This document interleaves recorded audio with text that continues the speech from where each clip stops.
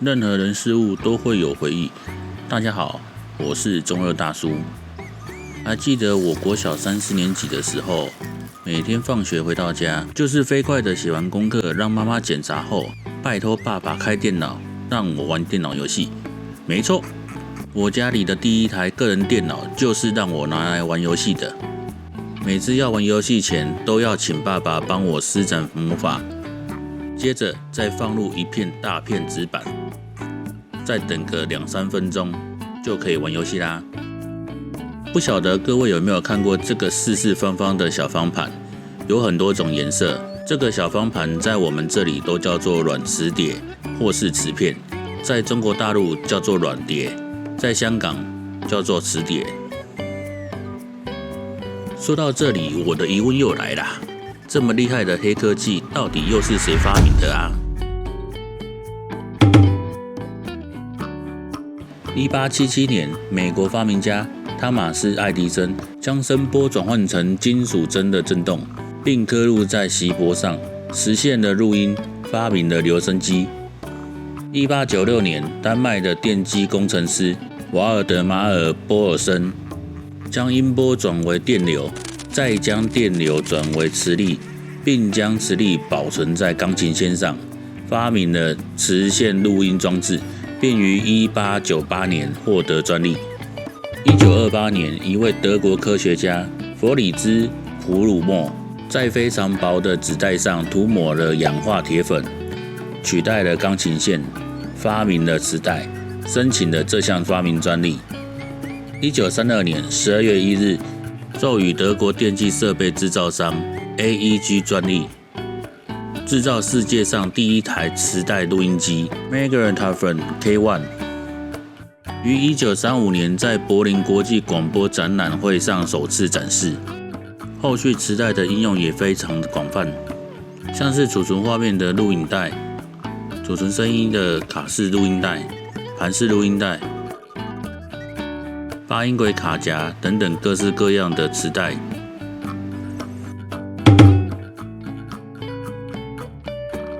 1956年9月14日 ，IBM 推出了第一个可移动式的电脑用磁带系统，名为 IBM 350。这个系统使用一个重达907公斤的金属容器，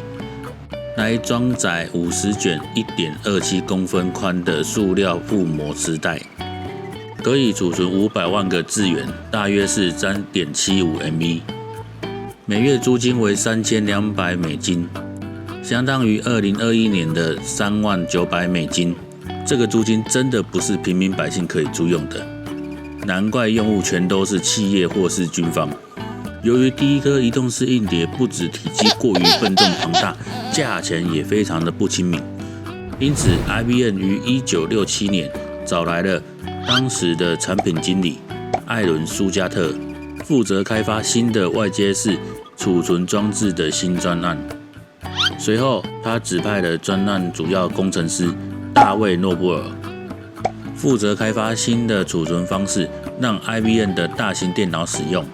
为此，他提出了一个直径为8寸软性储存盘的全新设备方式。霍伦达尔齐尔为主要发明人，另外2位团队成员赫伯特·汤普森与拉尔夫·佛洛雷斯则是开发用来保护软性储存盘的保护套，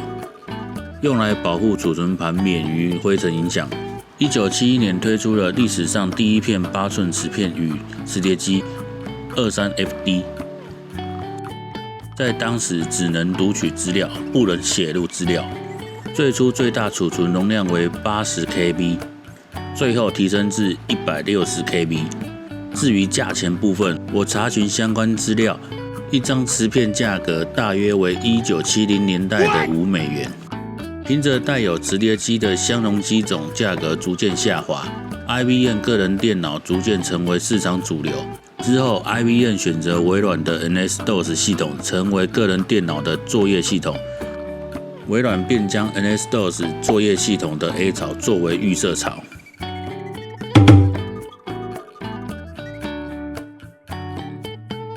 时间来到1976年 ，Memoryless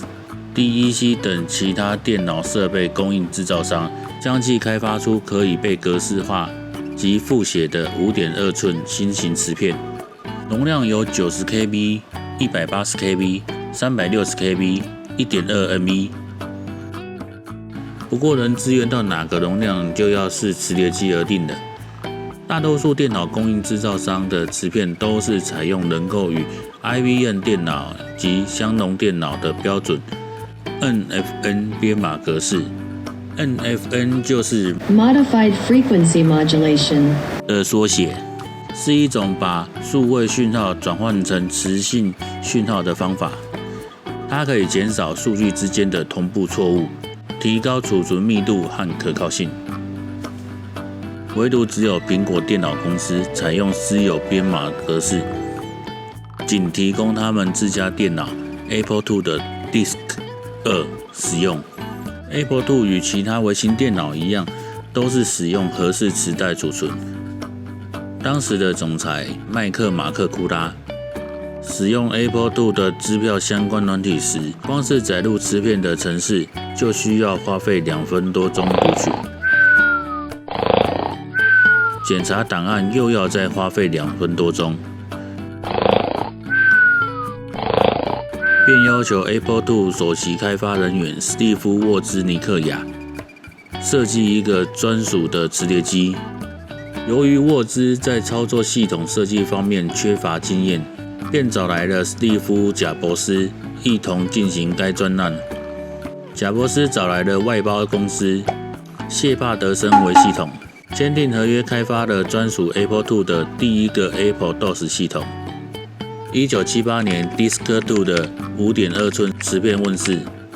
每张 5.2 寸磁片可储存 140KB 资料。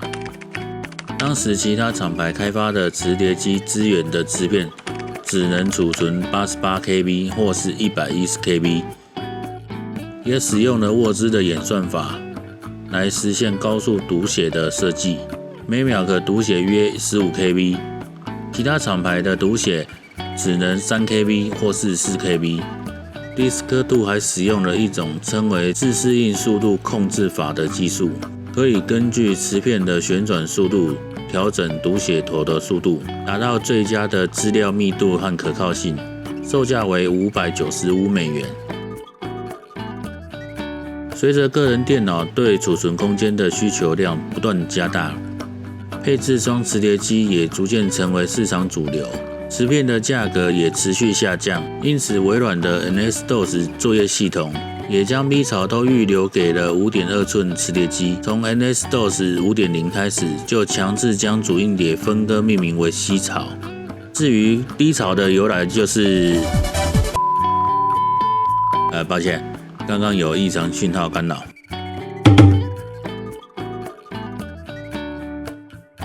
1979年，日本索尼公司开发一种新型的小型磁片，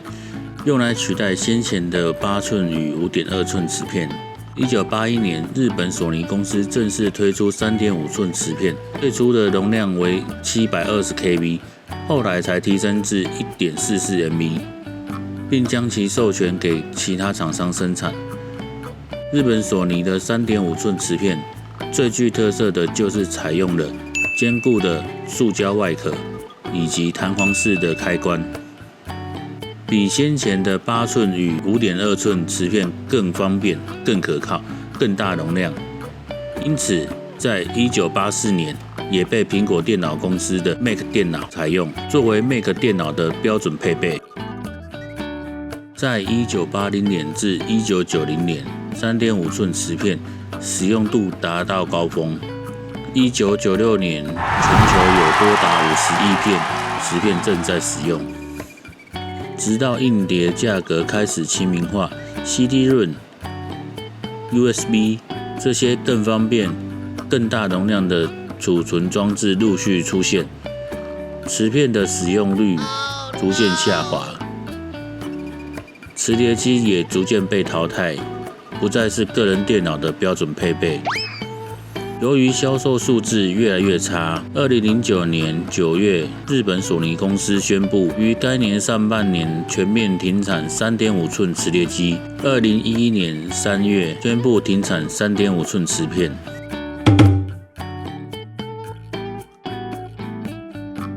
虽然说 3.5 寸磁片是个人电脑的储存装置主流，但是还有一个比 3.5 寸更大容量、更快速度、更耐用的储存装置，它叫做 LEAP 磁片。LEAP 磁片的制造商只有 iOmega 与 Fujifilm 两间公司。1994年由 iOmega 公司率先推出，最初容量为50 MB， 后来再推出100 MB 容量，之后再推出250 MB 与750 MB。所以说 LEAP 磁片有更大容量、更快速度、更耐用的特性，但必须使用专用的 LEAP 磁碟机，而且不同容量的 LEAP 磁片与专用磁碟机也有着相容性的问题。反观 3.5 磁片，在任何有 3.5 寸标准磁碟机的电脑上都可以使用，更加普及及更加方便。之后 3M 公司也推出了120 MB 大容量的 3.5 寸磁片 Super Disk， 可惜由于速度超级缓慢，再加上 LEAP 磁片已经拿下大容量市场的领导地位，所以这款大容量的 3.5 寸磁片并没有受到热烈关注。2023年的现在，或许已经看不到使用 3.5 寸磁片的电脑，但还是有少数的公家机关或研究单位、航空产业、医疗设备无法与新软体结合，因汰换新电脑相关设备的成本相当昂贵，或是没有数位化、线上化，因此仍然依靠旧型电脑的磁片来进行资料传输。与个人电脑初次见面是在国小的计算机概论课程，我马上就被这神秘的小盒子给吸引住了。电脑教室的电脑很常使用磁片，所以磁碟机的磁头很快就会卡上灰尘，这时候就必须要使用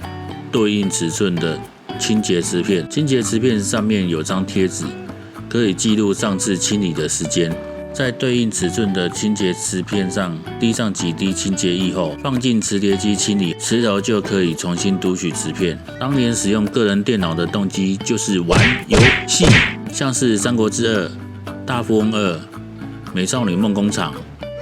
这些游戏都是那时候最喜欢玩的。而在1995年，最知名的游戏就是《仙剑奇侠传》，这款游戏必须使用到12片 2.5 寸磁片。另外，还有微软的作业平台 Windows 95，也是必须要使用到18片 3.5 寸磁片。那时候光是要安装作业软体或是安装游戏，就要一直换片，一直换片，一直换片，一直换片。整个过程就是只有2个字，就是我认为磁片对于电脑产业有着非常大的影响，它是一种方便、便宜、可携带式的储存媒介，让电脑使用者可以轻松的传输和备份资料。磁片也促进了电脑软体的发展，因为它可以将程式分割成多个磁片，让使用者进行安装和更新。磁片还是一种重要的启动装置，可以用来引导电脑或修复系统问题。随着电脑技术的进步，磁片的容量和速度已经无法满足现代的需求，而且很容易受到环境因素的损坏，不易保存。因此，磁片逐渐被光碟、随身碟、记忆卡等更先进的储存装置所取代。磁片在21世纪初就已经慢慢被淘汰，但它仍然是电脑历史上一个重要里程碑。好，这次的影片就到这里咯，希望你们会喜欢。我是中二大叔，拜拜。